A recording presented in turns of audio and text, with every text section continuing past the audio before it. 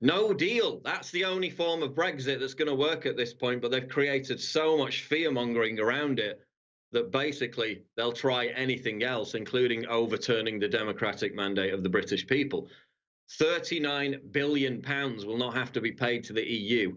Their own citizens, EU citizens, will have to pay that. That will make them more antagonistic towards the EU and will precipitate the EU's further decline and collapse.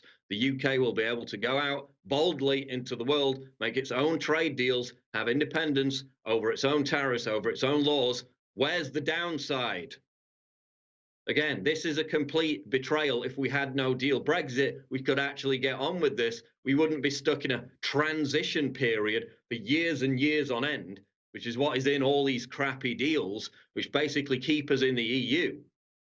Again, creating the groundwork for the crisis, the financial crisis, which then precipitates us re-entering the EU, whereas a clean break, bold trade deals we could go out in the world and make, if that was possible, if we actually had a prime minister that was fulfilling the mandate that we gave her, then a clean break would be the best way of securing Brexit. But again, it's not going to happen because our own leaders have betrayed us. They believe in the globalist project. They don't believe in the freedom and the independence of the United Kingdom.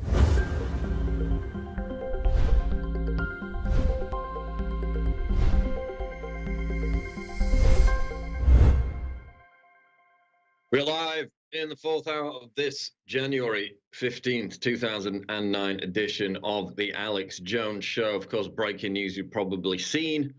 Theresa May's deal is voted down in historic Commons defeat. This is the largest defeat for a sitting government in the history of UK politics. Of course, her Brexit deal was not a fulfillment of what 17.1 million people voted for in Britain. So the fact that this deal failed is good if you actually believe in a proper Brexit.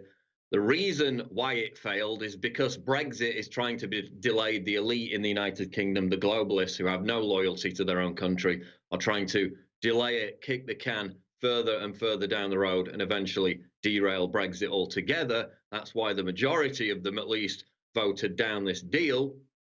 Prime Minister Theresa May's Brexit deal has been rejected by 230 votes, reports the BBC, the largest defeat for a sitting government in history. MPs voted by 432 votes to 202 to reject the deal, which sets out the terms of Britain's exit from the EU on 29th of March.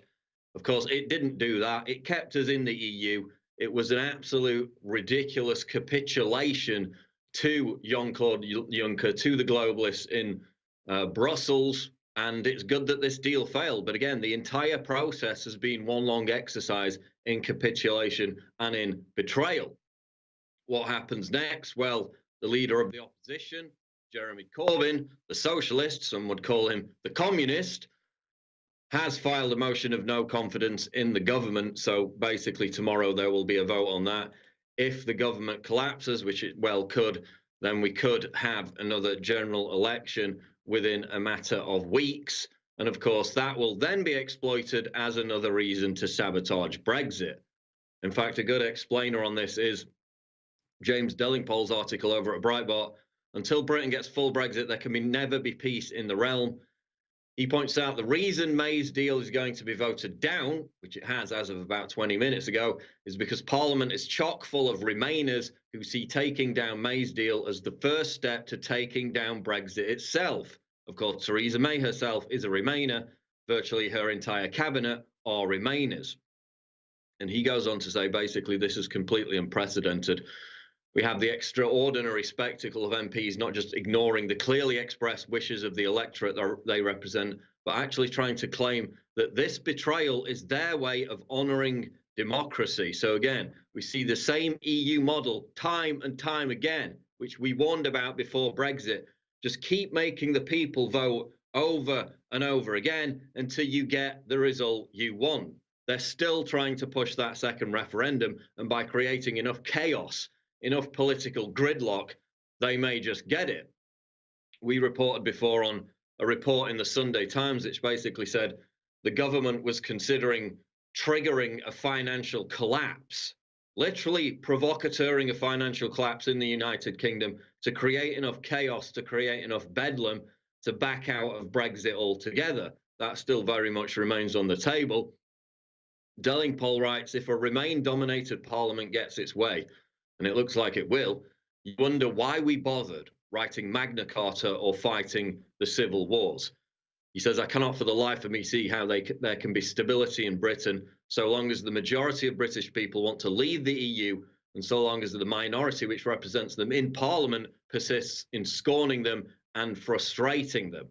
We've seen what's happened in France over the past 9 weeks, which is a complete rejection of globalism. If this continues, if the democratic mandate given to our leaders by the British people continues to be betrayed, what will happen in the streets of the UK?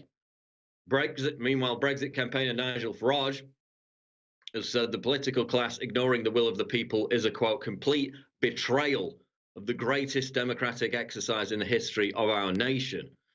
He goes on to point out our political class cannot accept the idea that we become an independent country. They haven't got the vision. They haven't got the breadth. They haven't got the imagination. And clearly none of them are looking at the channel, seeing what is happening in France right now, what's happening in Italy right now. Of course, he's talking about the massive riots that have taken place in Paris and other major French cities over the past 2 months plus. He makes the point. The European Union is about to go through a massive wholesale change. Here's our chance to lead the way to a better Europe of sovereign countries working together. No deal. That's the only form of Brexit that's going to work at this point, but they've created so much fear-mongering around it that basically they'll try anything else, including overturning the democratic mandate of the British people. £39 billion will not have to be paid to the EU.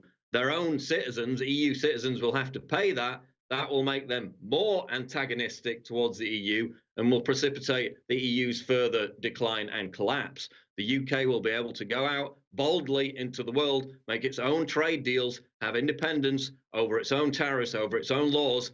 Where's the downside? Again, this is a complete betrayal. If we had no deal Brexit, we could actually get on with this. We wouldn't be stuck in a transition period for years and years on end, which is what is in all these crappy deals, which basically keep us in the EU. Again, creating the groundwork for the crisis, the financial crisis, which then precipitates us re-entering the EU, whereas a clean break, bold trade deals we could go out in the world and make, if that was possible, if we actually had a prime minister that was fulfilling the mandate that we gave her, then a clean break would be the best way of securing Brexit. But again, it's not going to happen because our own leaders have betrayed us. They believe in the globalist project. They don't believe in the freedom and the independence of the United Kingdom. UKIP has responded. Establishment fighting over their preferred method of stopping Brexit is the headline. And these are the comments of Gerard Batten, who says that advocates of a fresh general election is basically representative, and that could happen in the next few weeks, of the political establishment fighting over their preferred method of stopping Brexit. Batten went on to say Mrs. May knows she cannot win the vote on Tuesday. That just happened. She lost. She is attempting to present herself as a force for Brexit, but nobody is buying it. Again, it was designed to fail from the very beginning. She went there with an attitude of complete capitulation, and the EU gave her a deal which was a complete capitulation. What a surprise. Batten went on to say Mrs. May's so-called deal would turn Britain into a vassal state of the EU, prepared to go back in a few short years. And that is entirely the point.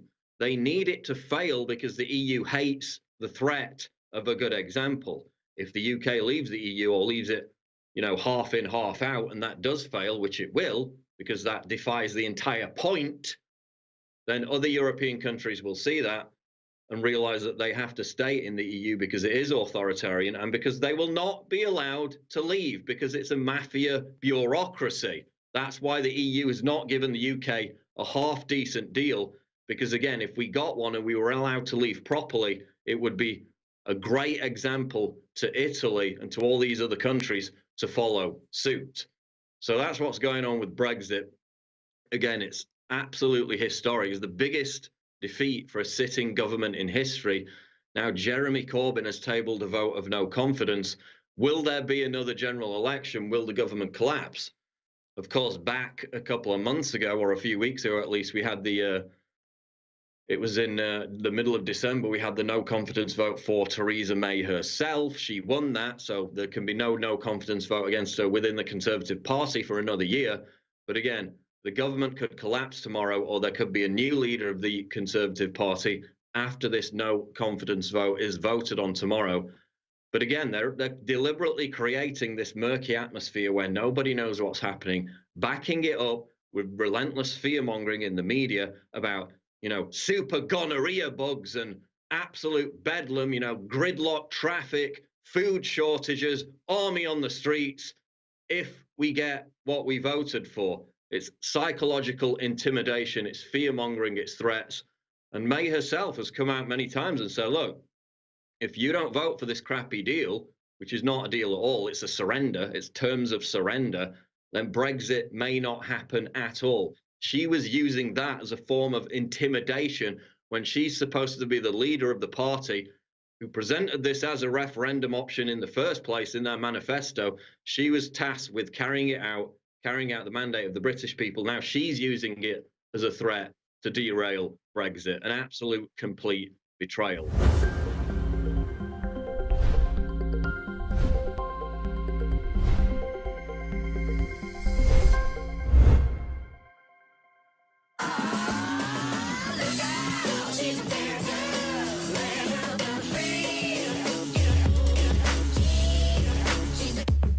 After the success of Alpha Power, we decided to make a new powerhouse vitality formula built with the female biochemistry in mind.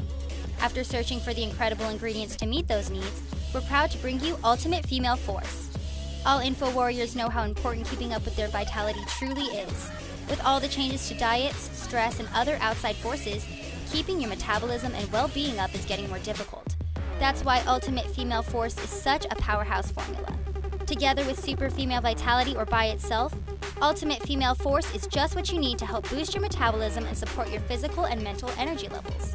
With the powerful root-based formula, Ultimate Female Force can help you reach your true peak potential. Don't wait to see what you can really do. Show the world what true female power looks like with Ultimate Female Force at InfoWarsStore.com.